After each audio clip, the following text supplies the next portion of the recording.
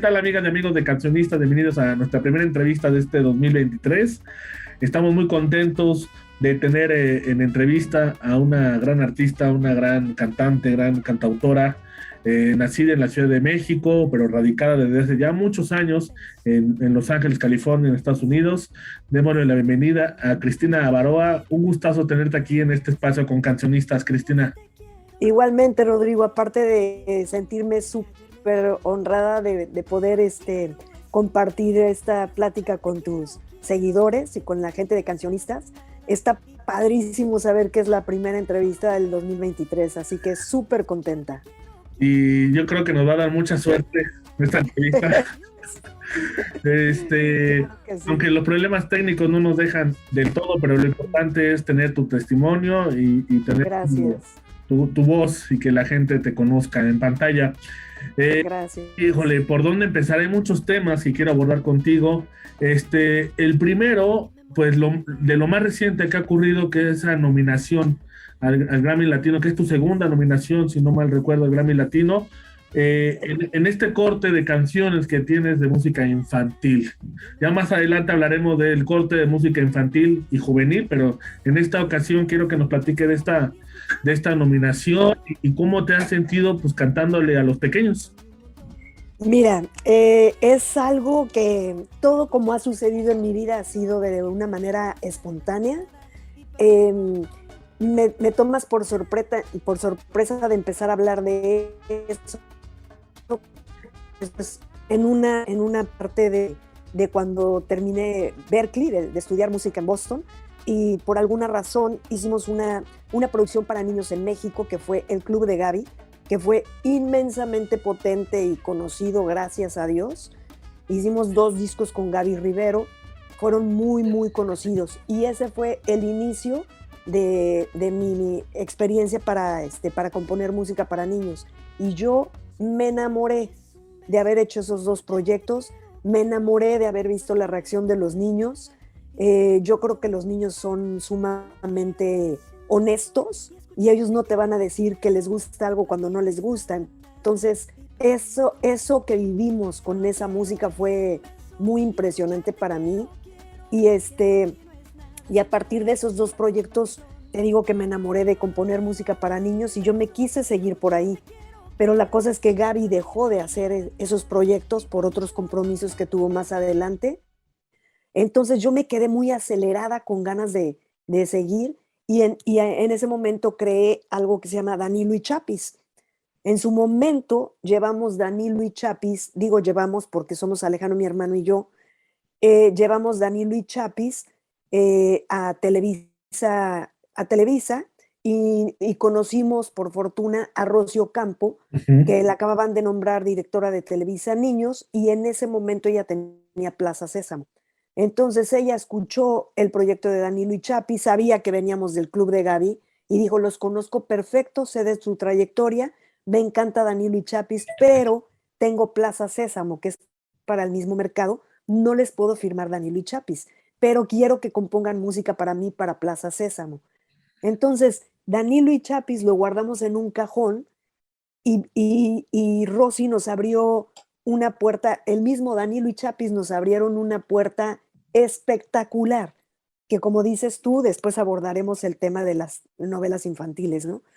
Pero, pero se abrió la oportunidad de componer para niños, compusimos mucha música para Plaza Sésamo, luego las otras telenovelas, ya regresaremos a eso, y Danilo y Chapis se quedó guardado en el cajón por muchos años, porque te estoy hablando del año 93, 94 más o menos, y lo guardamos hasta que llegó la pandemia. Durante la pandemia, Ale y yo, Alejandro, mi hermano y yo, siempre monitoreábamos que una de las canciones que hicimos para chavos, que es El baile del sapito, ya tenía una versión en YouTube con más de 1 billón de views. 1 billón de views, es muchísimo. Eso solamente lo hacen los reggaetoneros, ¿no? O la Claro. gente que tiene una disquera detrás de ellos.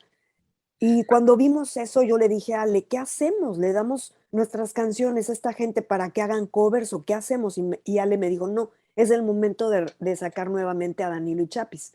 sacamos Danilo y Chapis, no teníamos ni siquiera un año de haberlo sacado, pero empezamos a hacer los temas, concretamos el primer disco y que nos nominan para Latin Grammy. Y después, segundo año, seguimos produciendo para Danilo y Chapis y de repente concretamos el segundo álbum de Danilo y Chapis y que nos nominan al segundo Latin Grammy, ¿no? Entonces ahora pues seguimos nosotros con la labor de seguir creando contenido para Danilo y Chapis. Es un proyecto que todavía no le hemos presentado en forma a la gente, pero nos ha ganado, o sea, nos ha tomado por sorpresa lo de las nominaciones. Entonces hemos hecho un poquito de prensa, no demasiada. Entonces, no hemos hecho la presentación formal, pero las nominaciones nos han madrugado. Entonces, estamos súper contentos con esa parte. Y así como hay un músculo de mi persona que compone para mis canciones, que es como cantautora, hay otra parte de mi mente que es la que compone para la música infantil y que adoro y que pienso seguir haciendo toda mi vida hasta que Dios me lo permita, ¿no?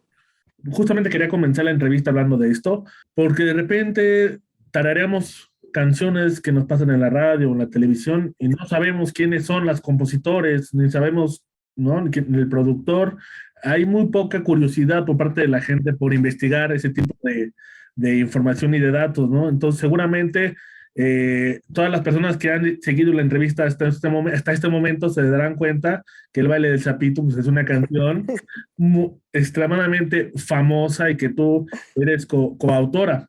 Sí. Pero ahora vamos a platicar ahora sobre tu faceta como cantautora, como cantautora de tus canciones, no de corte infantil, sino ya de tu proyecto personal. Y bueno, ¿de qué manera ha cambiado tu forma de ver el amor a través de las canciones? Escuché toda tu discografía personal.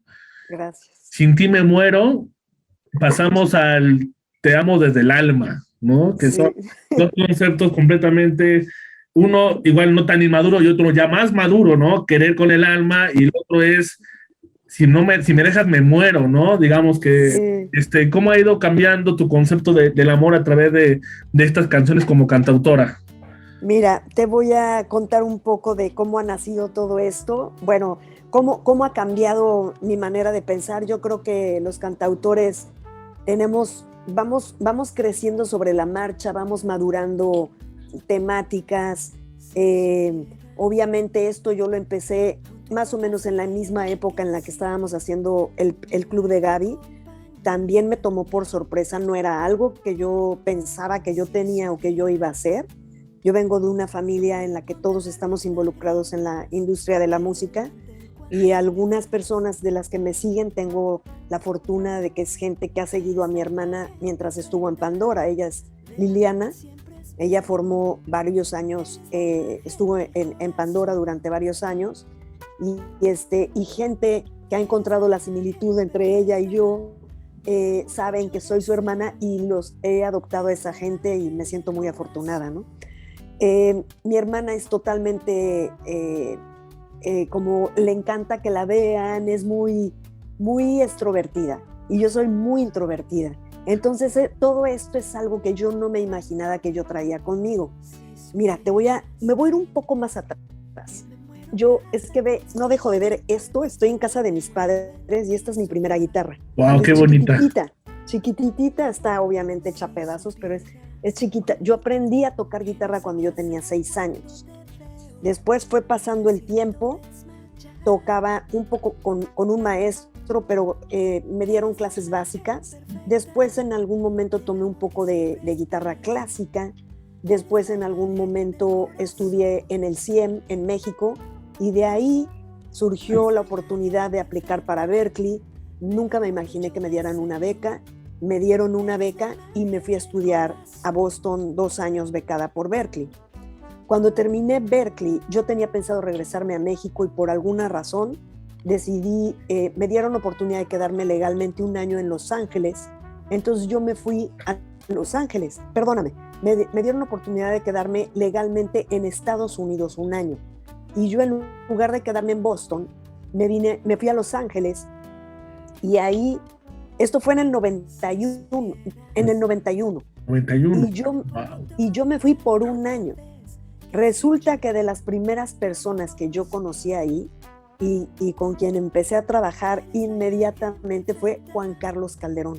Wow. Que para mí, tremendo productor y compositor. El tremendo productor, tremendo arreglista, tremendo compositor, y una de las influencias más grandes que tuve yo en mi vida mientras crecía, con Mocedades, con Trigo Limpio, Luis Miguel, María Conchita Alonso. O sea, me sé su discografía, ¿no? Y aparte, pues, con el tiempo de haber trabajado con él, pues aprendí muchísimo. Entonces empecé a colaborar con él, me volví su brazo derecho. Todo ha resultado sin ninguna agenda previa. Todo se fue dando. Y yo estuve en el momento en el que la vida y Dios me pusieron, y a mí me gusta mucho servir. Entonces yo venía de Berklee, de haber estudiado arreglos, conocí a este personaje y me volví su brazo derecho, y le hacía yo las partituras de todas las grabaciones, y al poquito tiempo le empecé a contratar a todos los músicos de sus grabaciones, y al poquito tiempo los ingenieros de grabación y los estudios de grabación, y total, me volví su productora ejecutiva, desde el disco de Alejandra Ábalos, del de Cómo Puedes Saber, hasta el último disco en el que él trabajó en Los Ángeles, que fue el Marco Antonio Ruiz, creo que se llama En Total Plenitud, ese álbum, y es el último trabajo de Juan Carlos Calderón, ¿no? Entonces fueron años de haber colaborado con él, y yo venía de Berklee, venía de años de ser guitarrista y de traer lo mío, o sea, mi escuela y lo que traía yo en mis emociones, pero estuve muy expuesta a estar cerca de este personaje que tenía que tenía lo que más admiraba yo, que eran sus letras, todo lo que significaba él musicalmente. Entonces, yo, sin decirle nada a él se enteró hasta muy tarde que yo también componía, se enteró hasta muy tarde de escuchar mis canciones. O sea, a mí me imponía mucho él, yo simplemente trabajaba con él en las producciones, pero nunca hablé de él, nunca hablé con él de mi faceta como compositora, ¿no? Entonces empecé a hacer yo mis canciones, a componer mis canciones, las grababa en un cassette, y cada vez que iba yo a México, trataba de tener citas con los directores artísticos, porque mi sueño era que esas canciones alguien las grabara. Entonces un día llego, ya era el último día que estaba yo en México, y me regresaba a Los Ángeles. Y entonces me habla Adrián Pose, que era el director artístico de BMG en ese momento, y me dijo que qué estaba yo haciendo y no sé qué. Le dije, oye, me encantaría reunirme contigo, tengo unas canciones que me gustaría mucho que escucharas.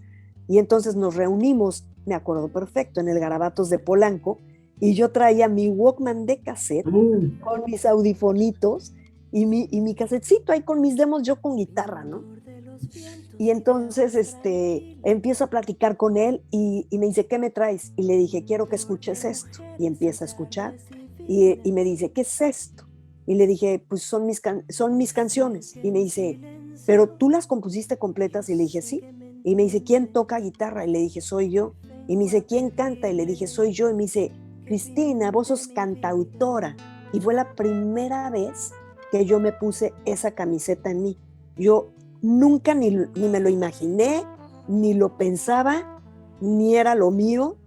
Y yo me quedé así, ¿no? Y entonces el cuate me dice, me gusta muchísimo tu rollo, no hay nadie como tú en México. Y me dijo, me interesa muchísimo firmarte, ¿te interesa? Y a mí me tomó por sorpresa. Y le dije, claro que sí me interesa, porque yo lo que pensaba ahí era, son mis canciones, este cuate le están gustando mis canciones, ¿no? Y me dice, tú eres productora. Él conocía mi trayectoria en producción. Y me dice, tú eres productora, tú sabes muy bien cómo producirte un disco, vamos a estar colaborando, compón varias canciones, vémelas mandando, y vamos dándole, vamos haciendo el disco, ¿no? Y yo, te lo juro, yo me aluciné. Entonces, hubo por ahí algunas cosas que no me permitieron concretar esa firma, Pero para que te des una idea hasta dónde estuvo ese momento, él en esa reunión en el Garabatos me dijo, te quiero pasar con la abogada de BMG para que le des tu dirección y te mande el contrato. Y entonces me la comunicó y yo le pasé a ella mi dirección y a los 2 días de haber regresado yo a Los Ángeles me llegó el contrato de BMG para firmar como cantautora. Te digo, no se concretó, pero lo que sucedió en esa reunión para mí fue que alguien validó mi función de cantautora que yo ni por acá me la había imaginado, y entonces empecé a componer y a componer y a componer y no paré de componer. Y empezaron a salir canciones y canciones, yo no paraba, ¿no? Y entonces se las empecé a mandar y te digo, no se concretó. De hecho, hubo un momento en el que yo misma jalé el cable y ya no le di más vuelta a eso, pero empecé a coleccionar mis canciones. Te estoy hablando de un momento en la música en donde no era nada fácil grabar. Tenías que ir a un estudio de grabación, era carísimo. Pensar en un mastering era carísimo. Todo, grabar, sacar el disco, imprimir los CDs, claro, era carísimo. Las fotografías, o sea, todo era un rollazo, ¿no? Imprimir el arte, todo era mucho más complicado que ahora. Ya no te digo ni la promoción, ¿no? Sobre todo ser independiente. Entonces me estoy regresando para que sepas más o menos que esto fue en el 93, más o menos. El caso es que obviamente mi manera de pensar en ese momento es muy diferente que lo que puedo pensar ahorita en este momento. Y te digo que todo eso es un desarrollo que vamos teniendo las personas. La verdad es que escuché una evolución muy interesante, Cristina. La frescura no la pierdes, es lo importante también, que pasan los años, ¿no? Cambia nuestra forma de ver la vida, ya sea el amor, el desamor, la soledad, que son temas por donde más o menos tú escribes, y esa frescura no se pierde. ¿Cómo no perder la frescura después de tantos años? Pues es que yo creo que si perdiéramos la frescura o no fuéramos fieles y honestos con lo que nosotros sentimos y pensamos, la gente que tenemos la fortuna de poder sentarnos en un banquito y ponernos a cantarle a 2 o a 15 o a 100 personas o a más, pues no sería congruente, ¿no? ¿Cómo puedes defender una canción tuya cuando tú no la sientes? Entonces, para mí no tiene mucho sentido eso, y yo creo que tengo muy bien dividido la música que compongo para mí, para poder cantarla yo, a la música que yo no puedo cantar canciones que no son mías. No puedo, no tengo la voz, y además mi manera de vivir no tiene, yo no podría cantar una canción, por ejemplo, como las que canta Lupe D'Alessio. No, porque no soy intérprete, soy cantautora. Puedo cantar nada más lo mío, es lo único. Además, mi voz es corta, es pequeña y complementa muy bien como mis sentimientos y la guitarra, ¿no?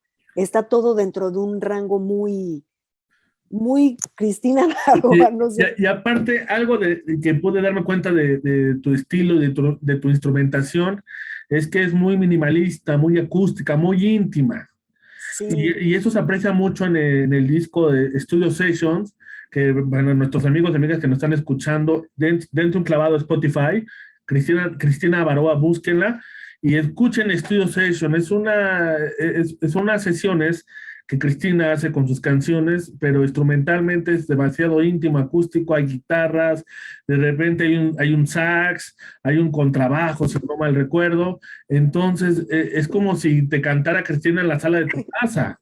Platícanos de Studio Sessions. Mira, lo que yo quise hacer con Studio Sessions es la experiencia que yo he tenido de cantar en vivo con mis músicos, que son René Camacho en el bajo acústico, Arturo Solar, dijiste sax, pero es un flugelhorn y es una trompeta, Paul González, que toca percusión, y nada más, somos nosotros 4. O sea, esas presentaciones que yo he tenido en vivo tienen esa instrumentación que es muy íntima como tú lo defines, y la intención de ese disco, yo quise grabar en un estudio de grabación que además era House of Blues Studios, que es precioso el lugar, lo pueden ver también en videos en YouTube, y eh, el, el, la intención de ese álbum es una grabación en vivo, los cuatro al mismo tiempo, como si estuviéramos tocando en vivo en uno de los shows. Por eso se llama Cristina Barba Studio Sessions. Déjame contarte que cuando yo compuse, bueno, cuando grabé el disco, el de Pintor de Ilusiones, que es el de La Carátula Blanca, fue el segundo disco que hice, que produje. Yo me fui a México una temporadita, no fue mucho tiempo, pero estuve en México, y entonces hice un par de presentaciones.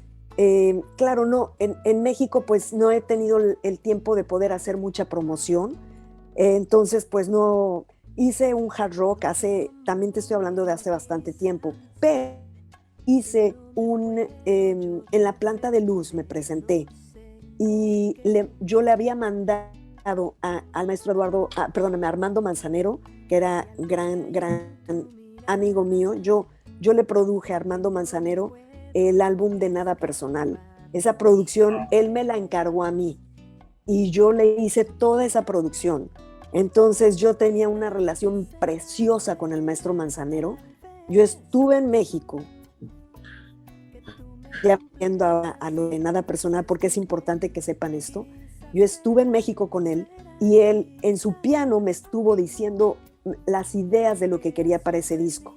Y esas ideas me las grabó en un cassette y yo me fui a Los Ángeles y me senté con Pablo Aguirre, y entre Pablo Aguirre y yo hicimos los arreglos de esa producción, y yo contraté los músicos y yo produje ese disco, yo lo produje para Armando Manzanero. Increíble.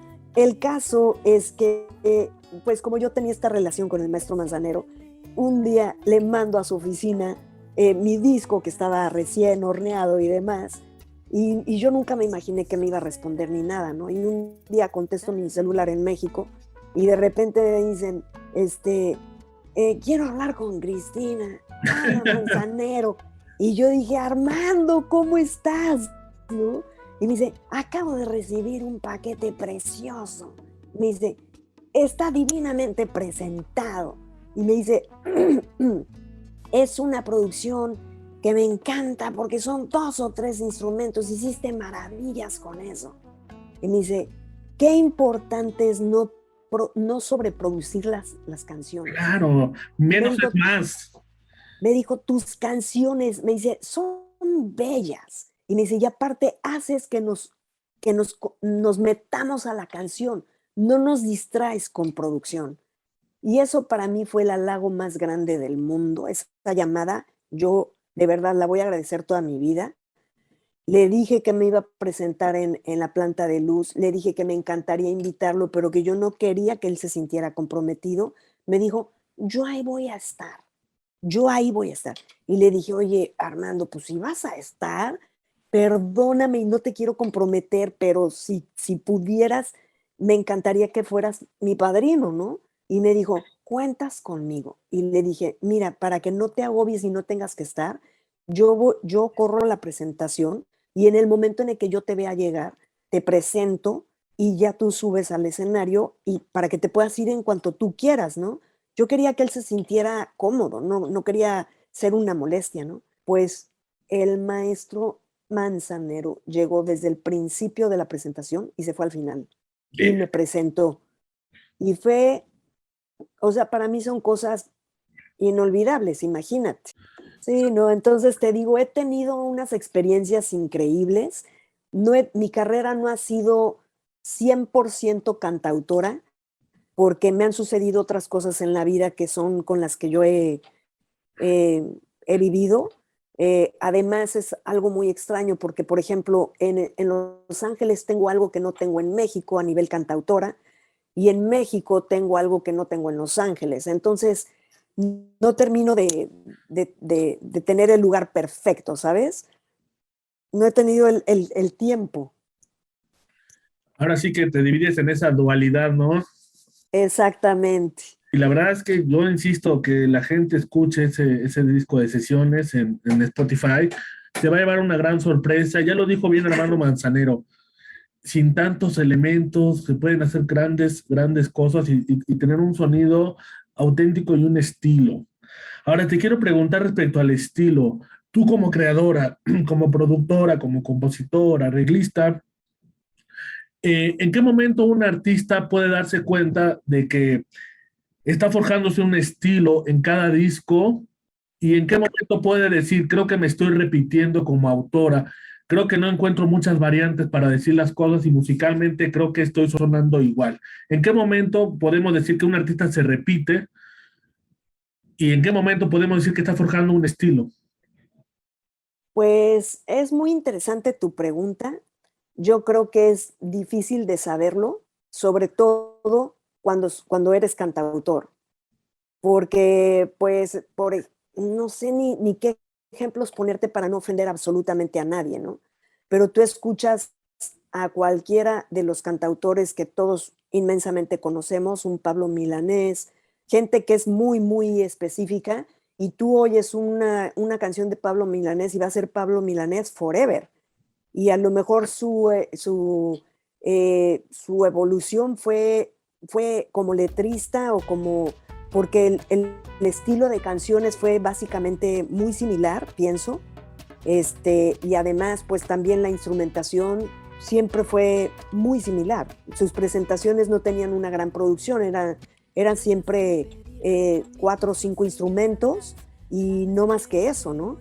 Pero de todas maneras era Pablo Milanés, o sea, tú quieres ir y quieres ir a escuchar eso, no importa que cante 20 canciones y lo que cambia es la historia de cada canción. Todo lo demás pues es él, o Manzanero, que también era muy, te estoy hablando de Manzanero escuchándolo a él como cantautor, no como autor de canciones escuchadas en las voces de alguien más, ¿no?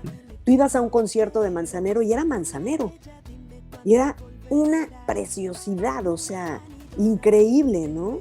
O sea, a lo mejor progresiones que son similares en algún momento después de la 30ª canción o la canción número 50, pues sí puede ser que sean progresiones similares, pero siempre había algo que te sorprendía.